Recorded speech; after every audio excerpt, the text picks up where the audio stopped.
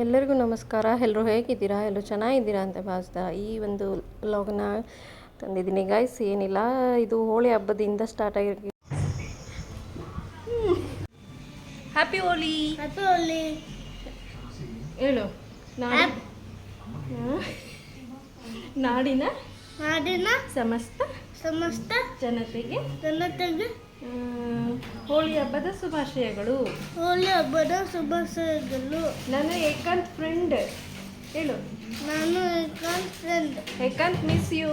Ekant miss you. Happy Holi. ನಾನು ಹಚ್ಚಲ ನಿಂಗೆ.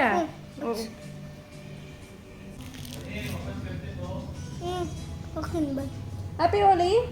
ಹ್ಯಾಪಿ ಹೋಲಿ. ಅಂಕಲ್ಗೆ ಹಚ್ಚಲ್ವಾ? ಅಂಕಲಿಗೆ ಬೇಡವಲ್ಲ? ನೀನು ನನಗೆ ಇಷ್ಟಪಡ್ತೀಯ ಅದಕ್ಕೆ.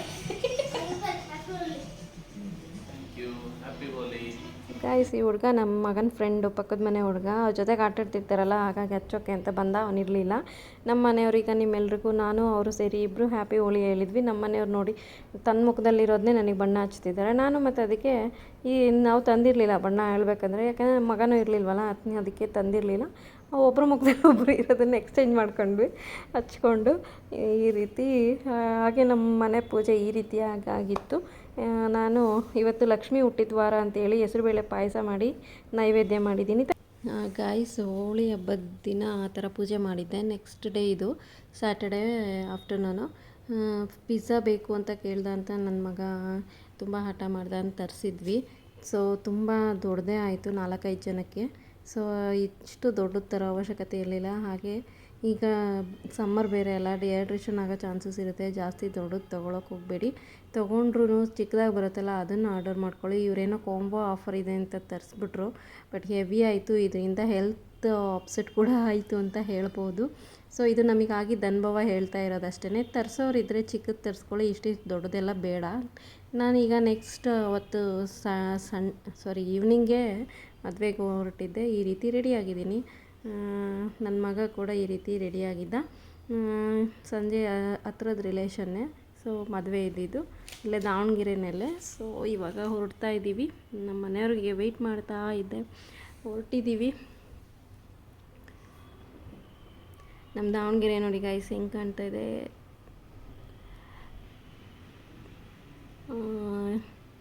ಲೈಟಿಂಗ್ಸಲ್ಲಿ ನೋಡೋದೇ ಒಂದು ಚಂದ. ಸೊ ನಾನು ಈ ಥರ ಅದೇನೋ ಗೊತ್ತಿಲ್ಲ, ನೈಟ್ ಟೈಮಲ್ಲಿ ನೀವು ಎಲ್ಲರೂ ಹೋಗ್ತಿದ್ದೀವಿ ಅಂದರೆ ನನಗೆ ಈ ಥರ ವೀಡಿಯೋ ಮಾಡೋದು ತುಂಬ ಖುಷಿಯಾಗುತ್ತೆ. ಸೊ ಅದಕ್ಕೆ ನಾನು ವೀಡಿಯೋ ಮಾಡ್ಕೊಂಡಿರ್ತೀನಿ. ಆಲ್ಮೋಸ್ಟ್ ಈ ಥರ ಲೈಟಿಂಗ್ಸಲ್ಲಿ ನೋಡೋದೇ ಒಂದು ಚಂದ.